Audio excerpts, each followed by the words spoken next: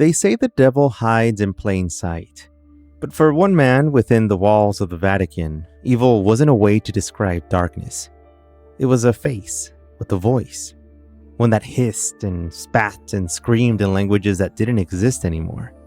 A presence that would crack bones and levitate bodies, also darkening rooms with an unseen power. I'm talking about Father Gabriele Amorth, who wasn't just a priest of soft words or rituals as you might know them.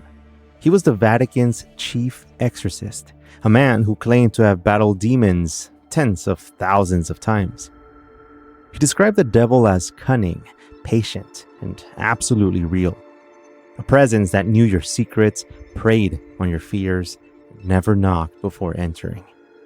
Father Amorth didn't ask you to believe him. He simply told you what he had seen and what he had fought. By the time he passed away in 2016, he had performed more exorcisms than any other priest in recorded history. Over 70,000 by his own account, although many of those were just blessings, not exactly a full-on exorcism. But it was the true possessions, the rare, the chilling cases where something seemed to take hold, the ones that haunted him, and also fascinated the world. It's the same reason why you're here. He kept meticulous records and wrote books, and he also gave interviews. But many of his most disturbing stories were told in the kind of a whisper that you hear in a deathbed confession. Because what Father Amorth faced wasn't just the supernatural. It was the deep, personal suffering of people caught in the crossfire, right between ancient faith and modern doubt. Does this actually exist? In this episode, I'll tell you the story of the church's last great exorcist, of a man who claimed the devil knew him by name, and of the battles he fought, alone, in silence, and with nothing but prayer, holy water, and unshakable faith. My name is Edwin, and here's a horror story. In order to understand the darkness he faced, we must first understand the man who chose to walk into it. Before he became the Vatican's most famous demon fighter, Gabriele Amorth was just a boy from Modena, a city in the northern plains of Italy. Born on May 1st in 1925, his early life gave little indication of the future that awaited him. In fact, his first fight wasn't against demons at all. It was against fascism. During World War II, Amorth joined the Italian resistance, risking his life in defiance of Mussolini's regime. He was barely out of his teenage years when he picked up arms for justice. It was a taste of war that would leave its mark, because in chaos, he found conviction. And in human darkness, perhaps a glimpse of something deeper. After the war, he studied law and wrote for Catholic journals. He was intelligent, articulate, and devout, but still, no one expected him to become the church's most public face in the fight against evil. He didn't even enter the priesthood until he was nearly 30, a late start by clerical standards. In 1954, he was ordained, and for years, he served quietly as a parish priest. Then in 1986, something changed. He was appointed assistant to Father Candido Amantini, the chief exorcist in Rome. An intense, reclusive man who had carried the church's most secretive and controversial rite for over 3 decades. Under Amantini's mentorship, Amorth began to witness things that defied everything he thought he understood about suffering, psychology, and faith. He watched bodies twist unnaturally. He heard voices emerge from mouths that didn't belong to them. Guttural, growling, venomous. He saw eyes roll back and smiles that were not human. They were real events, real people, and whatever force animated them, he believed it came from something demonic. When Father Amantini died in 1992, Father Amorth stepped into his role. In interviews, he often said he had never sought this path. "You do not choose to become an exorcist," he once said. "It chooses you." And from then on, he became the face of modern exorcism in the Catholic Church. Outspoken, controversial, relentless. He gave lectures, wrote books, and trained new exorcists. But he also did a lot of listening. Every day, mothers with possessed children, husbands whose wife screamed in Latin at night, young people tormented by suicidal thoughts and invisible claws, they would all come to him. And not every case was possession. He was the first to admit that. Most were psychological, he said. Depression, schizophrenia, trauma. But a very few, were different. They had no medical explanation, and when he stood before those people, Bible in hand, something ancient stared back through their eyes. And so began the second war of Father Gabriele Amorth's life. This time, he would fight with nothing but crucifixes, prayers, and pure spiritual power. She arrived wrapped in silence, escorted by her parents and a local priest who looked more haunted than she did. Her name was Anna, a pseudonym, of course, used by Father Amorth to protect her identity. She was in her early 20s, pale, withdrawn, eyes that wouldn't look at you. But there was something that made even the most skeptical room grow still when she entered. A pressure in the air, a sense of unease that you couldn't quite figure out.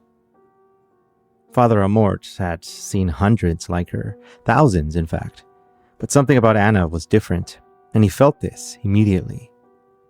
The first session began like many others. A simple prayer, a lit candle, holy water. His first order of business was to see if the symptoms were mental, maybe emotional, or something more. But when the holy water touched her skin, Anna flinched. But not like someone startled. It was deeper, instinctive, as if something buried inside her recoiled. And then came the Latin, the prayers of deliverance, ancient words of command. And that's when it began. Her body tightened up, her breathing changed, her eyes rolled back. And then a voice that was not hers erupted from her throat. It was coarse and mocking and male. "I've been here a long time," it said. "You're too late." The temperature in the room dropped. It always did, he would later recall. He had read about these cases in scripture, but in front of him, it was not theory. It was possession. And over the next several months, Father Amorth would perform 17 full exorcisms on Anna. Some sessions lasted over an hour, others stretched into the night. But one, the longest, lasted nearly 27 hours without pause. It really pushed the human body and spirit to its limit. During these sessions, Anna exhibited traits no doctor could explain. She spoke languages she had never studied, ancient Aramaic, Greek, even fragments of Hebrew. Her voice would shift without warning from high-pitched laughter to deep, growling curses. Objects in the room vibrated or fell. A crucifix shattered, and once, in a moment that chilled the attending clergy to their core, she levitated from the floor for several seconds before collapsing. Medical evaluations were inconclusive. Neurologists found nothing. Psychiatrists were baffled. Her MRIs were clean. Her lab work would come back normal. There was no physical reason for her to behave this way. Father Amorth always insisted on ruling out natural causes first. It was part of his discipline. But with Anna, no cause could be found. Only symptoms that defied every explanation except one. What disturbed him the most was the voice that would taunt him, call him by name, and mention details of his past, and also recount his failures. "She is mine," it would say, "and you can't take her." Despite his best efforts, Anna's liberation never came under his watch. The final exorcism left her exhausted and semi-conscious, but still afflicted. The spirit, or spirits, remained. It was a rare failure for Father Amorth, and one that haunted him. In later years, he would mention her again, quietly and respectfully. "Some battles," he said, "are longer than one life." After his death, it was reported that another priest, his successor, continued her treatment. Anna's case was never made public by the church. There were no press releases, no statements, just silence, and the memory of a woman who became a battlefield. It was this case that convinced Father Amorth that some possessions aren't singular. They are layered, nested, like parasites in the soul. And in rare cases, no single exorcist can get rid of them. Some stories, he said, have no clean ending. Just a quiet persistence of evil and the resolve to keep fighting it, day after day, soul by soul. Anna reminded him, always, that even for an exorcist, there are limits. And beyond those limits, well, nobody knows.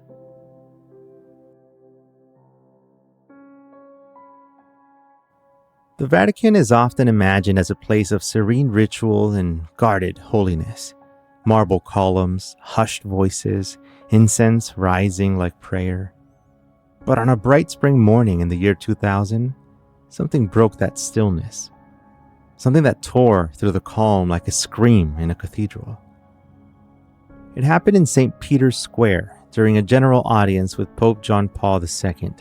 Thousands were gathered. Pilgrims, tourists, faithful, skeptics, all were waiting for a glimpse of the Holy Father. Among them stood a 19-year-old woman, flanked by family. Her name has never been released. We know only fragments here. That she had been afflicted since the age of 12, that she had traveled a long way to be there, and that the presence of the Pope awakened something terrible inside her. As the pontiff began to address the crowd, the woman collapsed, screaming. Not words, but deep animal sounds. Her body convulsed and her voice turned guttural. Witnesses claimed it echoed unnaturally, far louder than her frame could have allowed. Some thought she was ill. Others stepped back in fear. It wasn't until she began shouting in perfect Latin, accusing the Pope of her torment and shrieking ancient blasphemies, that those near her began to suspect that this wasn't a seizure or a psychotic break. This was something else. Swiss guards moved quickly, ushering her and her companions out of the square. But the story didn't end there.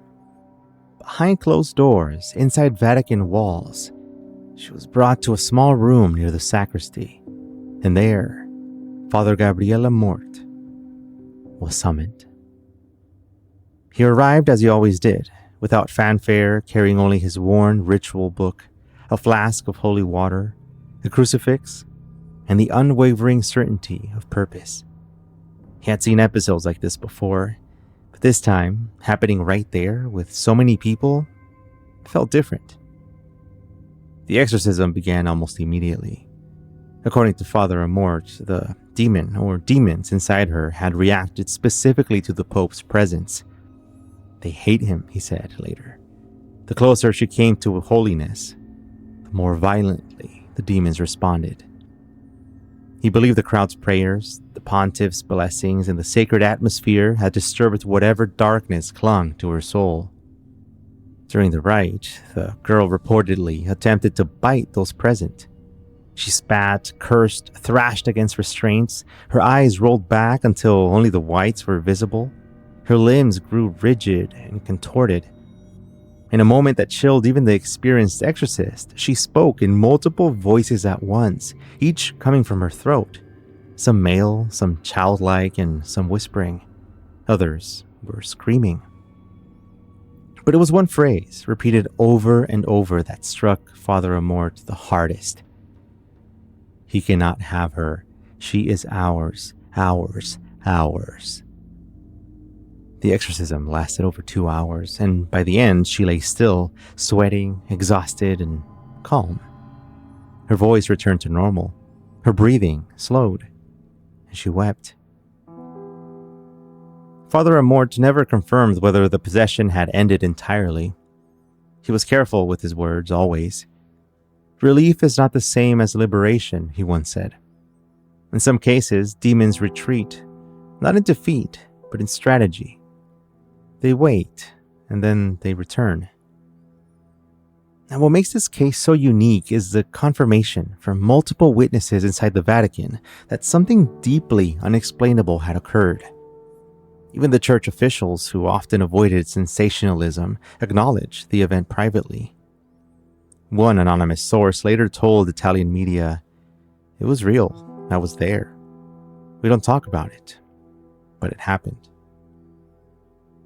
Father Amorth would later refer to it in interviews, but never in detail. He knew the line between belief and spectacle was thin, and that the Vatican, above all, feared scandals. But when pressed, he would only say this: "The devil does not fear buildings. He does not fear marble or tradition, but he fears holiness. And when he feels it near, he screams." That morning in St. Peter's Square, the scream was heard by thousands. Most of them forgot it by lunch. But those on the inside, the few, never did.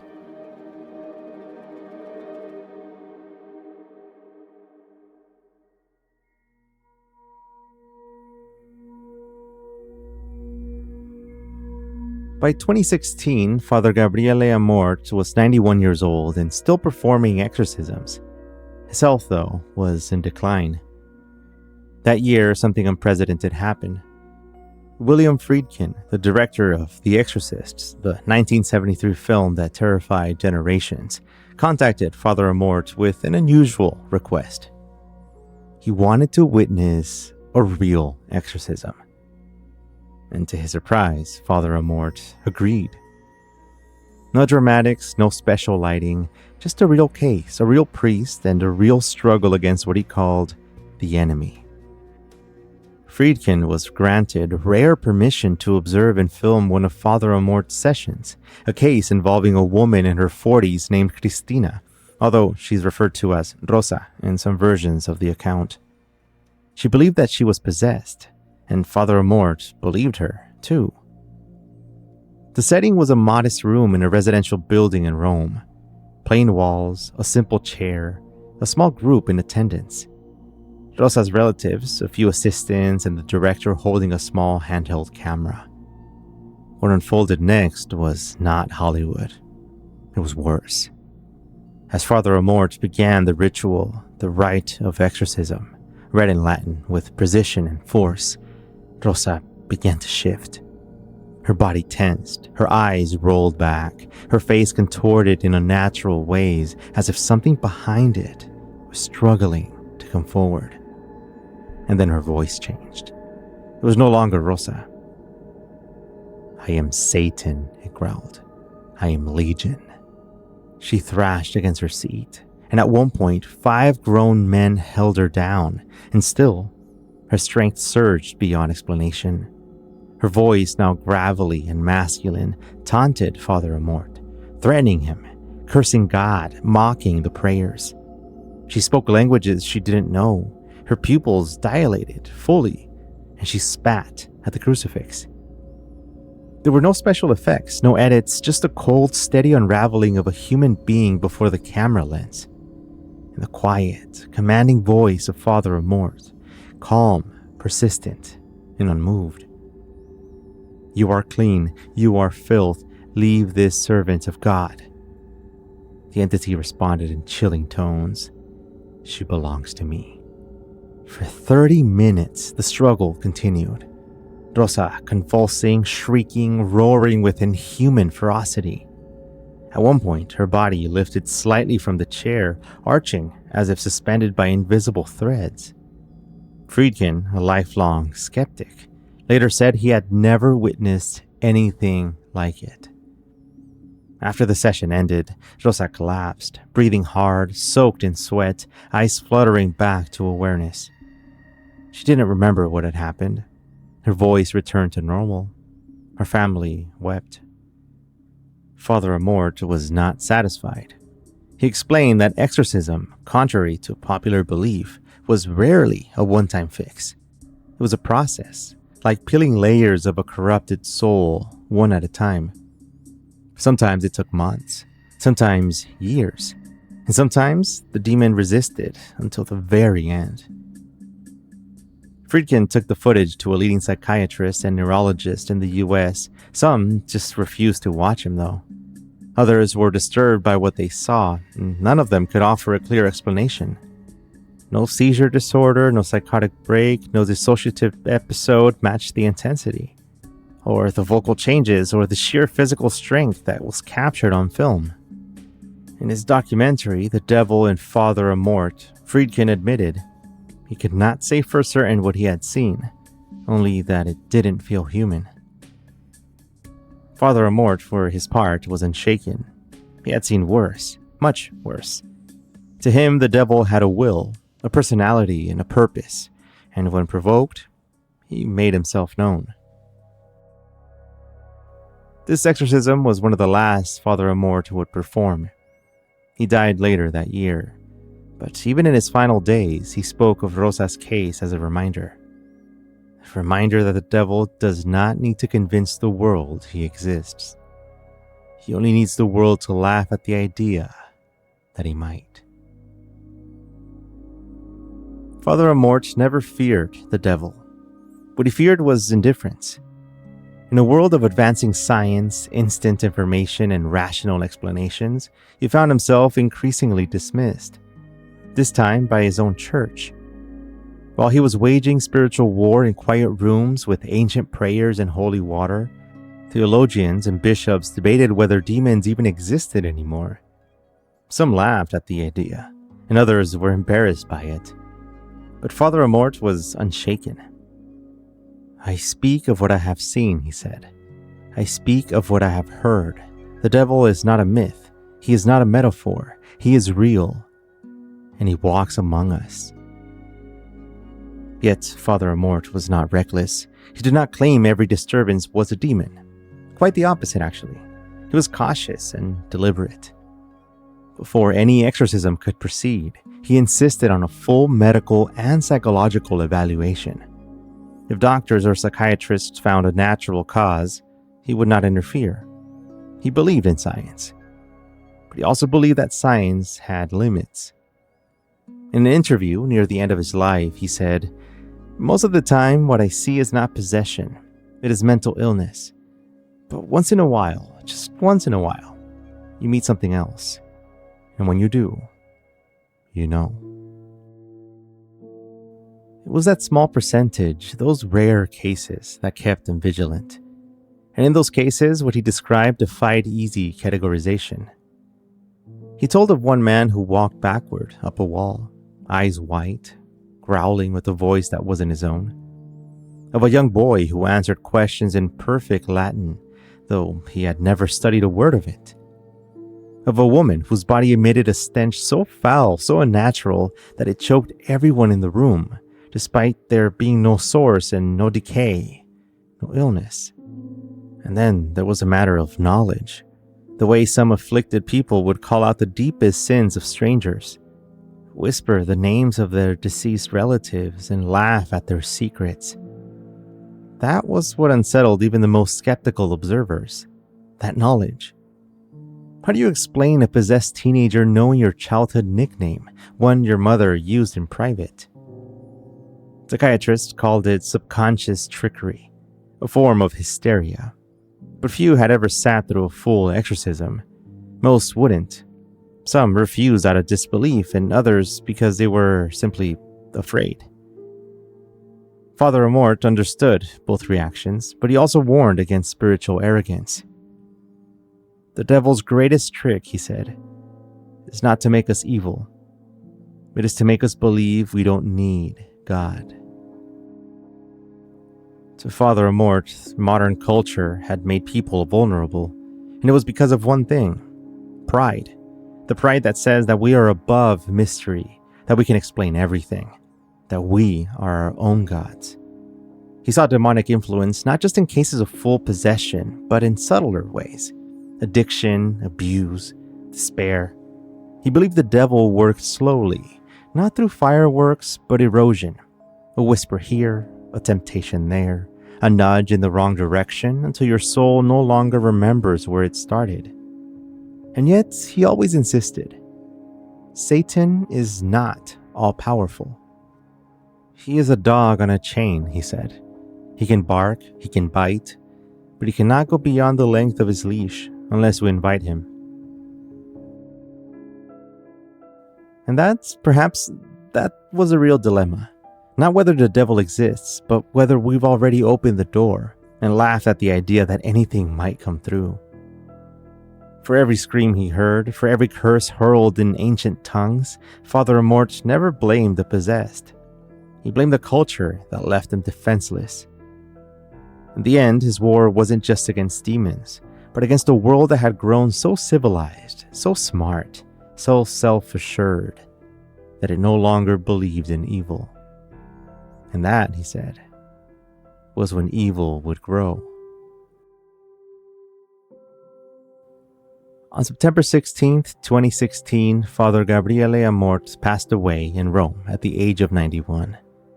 There were no trumpet blasts, no headlines on front pages. His death came quietly, like the man himself. The Vatican released a short statement mourning the loss of their most experienced exorcist. But even then, the tone was cautious. Father Amorth had always been a complicated figure inside the church, a man both revered and quietly controversial. He spoke too directly. He didn't filter his beliefs to match the diplomatic rhythms of modern Catholicism. He called yoga satanic. He said Harry Potter books normalized witchcraft. He claimed the devil had infiltrated the Vatican itself, whispering into the ears of corrupt cardinals. He made enemies, but he never stopped. He believed that ignoring evil made it stronger. And in his books, An Exorcist tells his story, and An Exorcist, more stories, he recorded dozens of cases in plain, unapologetic language. He described the tools of the exorcist not as magical talismans, but as sacred instruments. Holy water, relics, crucifixes, scripture, and prayer. He saw himself as a servant and not some hero, a vessel for divine authority.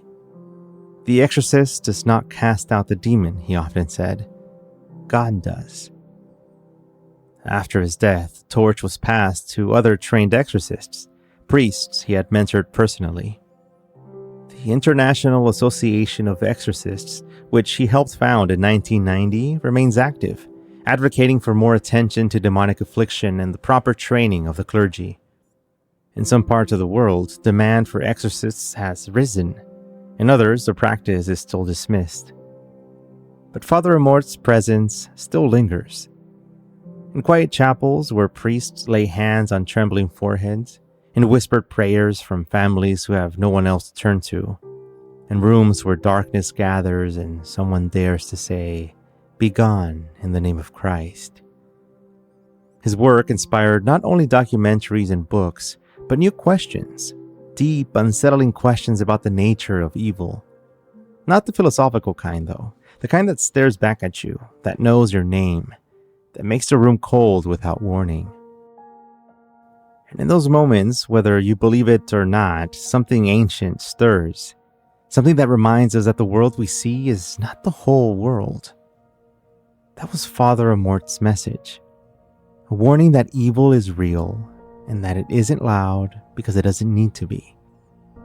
That evil waits, but so does grace. So does the hand of God reaching through the centuries in the form of an old Italian priest with trembling hands, a crucifix, and a prayer. That was Gabriele Amorth, the last great exorcist of Rome. And if he was right, then the war he fought is not over. Even now, behind the high walls and heavy doors of the Vatican, the rite continues. It's not advertised. There are no signs, no press releases, just quiet footsteps down narrow stone halls, whispered prayers, and rooms with thick wooden doors, soundproofed, out of necessity. Somewhere inside, a priest is holding a crucifix. Someone is crying. Someone is screaming. And someone is praying that this time it will end. The Vatican doesn't boast about its exorcists, but they are there, trained in secret, called without warning, dispatched without fanfare. Some are older, battle-tested, following in Father Amorth's footsteps. Others are younger, skeptical, still learning how to tell the difference between suffering and possession. But they are there. The devil, like Father Amorth said, is timeless. He doesn't need to show himself in fire or horns. He just needs to be unnoticed, unbelieved, unfought. And in a world that grows noisier by the day, full of distractions, comforts, and glowing screens, he finds it easier to slip in unnoticed. Yet the struggle continues. In homes where despair takes root, in schools where cruelty festers, in minds haunted by voices that don't belong. Not all of this is demonic. Most of it isn't. But something still defy science, still wear masks, still whisper at night. And that's where the church steps in. Quietly, firmly, sometimes successfully, and sometimes not. And somewhere, someone is still reading Father Amorth's old books, thumbing through the cracked pages, mouthing the same prayers, preparing to face for what most people never will, or never believe they could. Or like us, now, talking about it with fascination. But I'll leave you with this.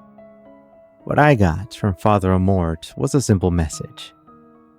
There is good, there is evil, and between them stands us.